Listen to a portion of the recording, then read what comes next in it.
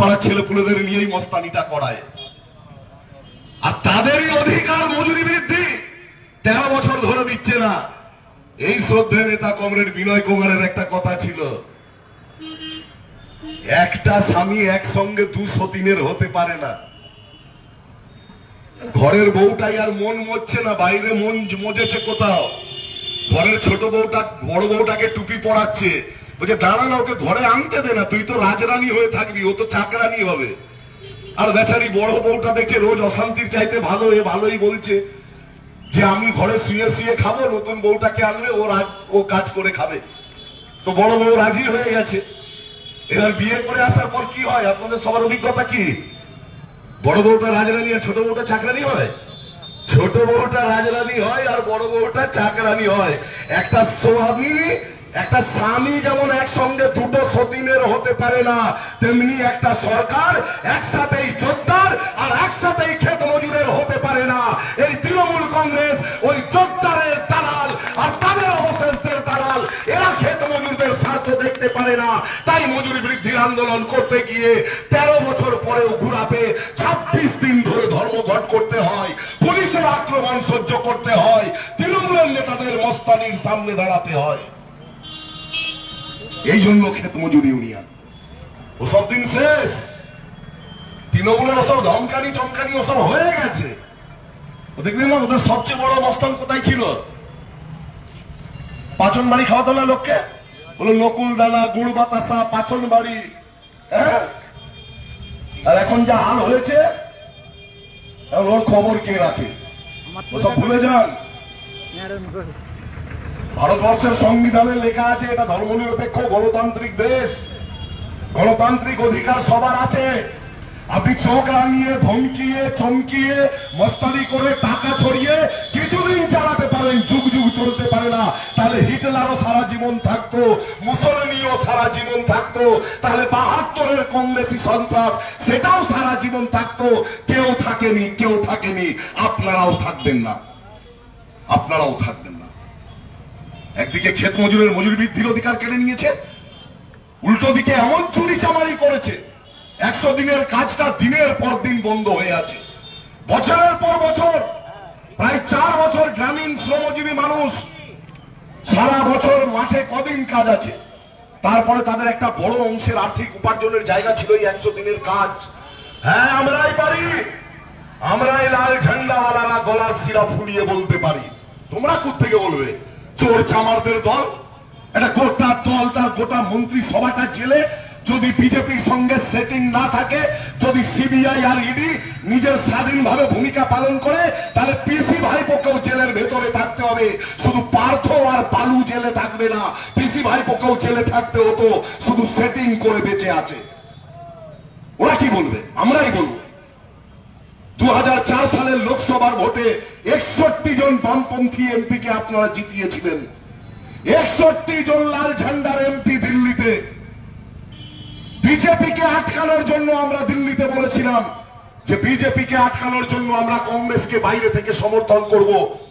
প্রয়াত হয়েছেন গত পরশুদিন সর্বজন শ্রদ্ধেয় নেতা ভারতবর্ষের প্রাক্তন প্রধানমন্ত্রী ডক্টর মনমোহন সিং। অর্থনীতির অত্যন্ত কৃতি ছাত্র ছিলেন সেই মনমোহন সিং। প্রথম ইউপিএ সরকার 61 জন বামপন্থী এমপি নিয়ে আমরা সমর্থন দিলাম বিজেপিকে আটকানোর জন্য। কংগ্রেস সরকার গড়ল, কংগ্রেস বলেছিল এটা বামপন্থীরা পারে, অন্য কেউ পারবে না। বললো আপনাদেরকে বারবার বলছি আপনারা কটা মন্ত্রিত্ব নেবেন, কে কে মন্ত্রী হবে, কি মন্ত্রিত্ব নেবেন, আপনারা তো বলছেন আমরা নেব না। আর যাদের 2-4টে এমপি তারা বলছে আমাদের এই দপ্তর চাই ওই দপ্তর চাই। তো আপনাদের কি চাই বলুন, আপনারা তো কিছু বলছেন না, আপনারা তো মন্ত্রিত্বই নেবেন না বলছেন। আমরা বললাম আমরা মন্ত্রী এমএলএ এমপি হতে আসিনি, গোটা ভারতবর্ষের খেটে খাওয়া মানুষের যে অধিকার, সেই অধিকারকে প্রতিষ্ঠা করার জন্য লাল ঝান্ডা নিয়ে লড়তে এসেছি। গোটা ভারতবর্ষ, গোটা বাংলা, তার 70 ভাগের বেশি মানুষ কৃষির ওপর বেঁচে থাকে। আর সেই 70 ভাগেরও বেশি হচ্ছে ক্ষেত মজুর মানুষ। সারা বছর কয়েকদিন জমিতে কাজের পরে কাজ থাকে না, এদেরকে কাজের অধিকার দিতে হবে। আমরা দাবি করলাম, আর সেই অনুযায়ী মন্ত্রিত্ব নিয়ে 100 দিনের কাজ আদায় করে এনেছিলাম। আর এমন চুরি চামারি করে খেলো তৃণমূল, বিজেপি ওইটাকে অজুহাত করে 100 দিনের কাজে টাকা দেওয়াটাকে বন্ধ করে দিয়েছে।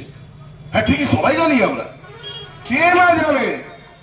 আমাদের গায়ের গরিব ক্ষেত মজুররা, সে আমার আদিবাসী হোক, আমার সংখ্যালঘু হোক, আমার তফসিলি জাতি হোক, আমাদের ক্ষেত মজুরদের বউয়েদের কালো কালো গাল, ওদের কোনো অসুবিধা নেই, ওরা রোদে কাজ করেই পয়সা দেবে। আর তৃণমূলের নেতাদের ফর্সা গালের বউ রোদে কাজে গেলে কালো হয়ে যাবে, ওরা রোদে কাজে যাবে না, পঞ্চায়েতে বসে ফলস মাস্টার রোল বানিয়েছে, আর তাতে এই ফর্সা গালের বউয়েদের নাম তুলেছে, আর লাখ লাখ কোটি কোটি টাকা 100 দিনের দুর্নীতি করে খেয়েছে। কিন্তু তুমি বিজেপি, এই বিজেপি গরিব পাড়ায় গিয়ে কি বলছে? বলছে বুঝলি এখন তো লাল ঝান্ডার কিছু নেই, দিল্লিতে বিজেপি আছে, তৃণমূলকে যদি জব্দ করতে হয় তাহলে আগে রামকে নেবে তারপরে বাম। এই তো শেখাই নাকি? এই বিজেপি তৃণমূলকে জব্দ করবে? 4 বছর ধরে তৃণমূলের পঞ্চায়েতের চোর সদস্য প্রধান, তৃণমূলের পঞ্চায়েত থেকে নবান্ন অবধি 100 দিনের কাজের টাকা লুট হয়েছে। কটা এই চোর সদস্য প্রধান নেতা মন্ত্রী তৃণমূলের কটা জেলে গেছে? কাউকে বিজেপি জেলে ভরেনি। যে লক্ষ লক্ষ গরিব মানুষরা 100 দিনের কাজ করে অন্তত একটা নিরাপদ মানি টাকা বছরে কমপক্ষে তখন ছিল 23,000 টাকা, সেই টাকাটা সে পেতে পারত, সেই গরিবের 100 দিনের কাজটা বন্ধ হয়ে গেছে। কিন্তু তৃণমূলের কোন চোর নেতা জেলে যায়নি, বিজেপিতে যাচ্ছে বাঁচার জন্য। আবার যখন দেখছে বিজেপি হেরে যাচ্ছে, বিজেপি থেকে আবার এসে তৃণমূলের দোকানে নাম লিখিয়ে নিয়েছে। এই তো করে বেড়াচ্ছে, আর গরিবের 100 দিনের কাজটা বন্ধ। গরিব মানুষের সরকারি আবাস যোজনার ঘর বলুন না, আমার বাড়ির পাশে এক গরিব মানুষ থাকে বেচারি, একদিন সকালবেলায় স্কুল বের করেছি, জোর চিল্লামিল্লি হচ্ছে। কি হলো এত চিল্লামিল্লি? পাশে গেছি, দেখছি 4 জন 6 জন আছে, একজন চেলা বিডি অফিসের, সে আমায় দেখে হাঁপ ছেড়ে এসেছে, এ আমজাদা এসছে, আমজাদা এসছে, ওদের সবাইকে ডাকছে। এবার কেউ তোমরা এখানে? বলছে আমরা না ওই আবাস যোজনার না, আমরা আবার সার্ভে করতে এসেছি। আর তারপর দেখছি বাড়ি থেকে মুড়ো ঝেঁটা নিয়ে বেরোচ্ছে, তাকে এখন বৌদি বলে ডাকি, অন্তত বছর 60-65 বয়স হয়ে গেছে। কি হলো? বলছে উলাউটার বেটারা 8 বছর ধরে আসছে, আমাকে একবার বলছে বাঁদিকে দাঁড়াও, একবার বলছে ডান দিকে দাঁড়াও, একবার বলছে সোজা তাকাও, একবার বলছে বাঁকা তাকাও, খালি ফটোই উঠছে 8 বছর ধরে। আর উলাউটার বেটারা আজকেও এসেছে আবার ফটো তুলতে, এখনো বলছে আমার তালিকায় নাম নেই। তালিকায় নাম হবে কোত্থেকে? দোতলা বাড়ির মালিক তৃণমূলের নেতাকে 20,000 দিয়েছে, কার গোয়াল ঘরের ছবি আপলোড করে টাকা ঢুকিয়ে নিয়েছে। আর আপনি গরিব মানুষ, আপনাকে বলছে তৃণমূলকে ভোট না দিলে লক্ষ্মীর ভান্ডার বন্ধ হয়ে যাবে।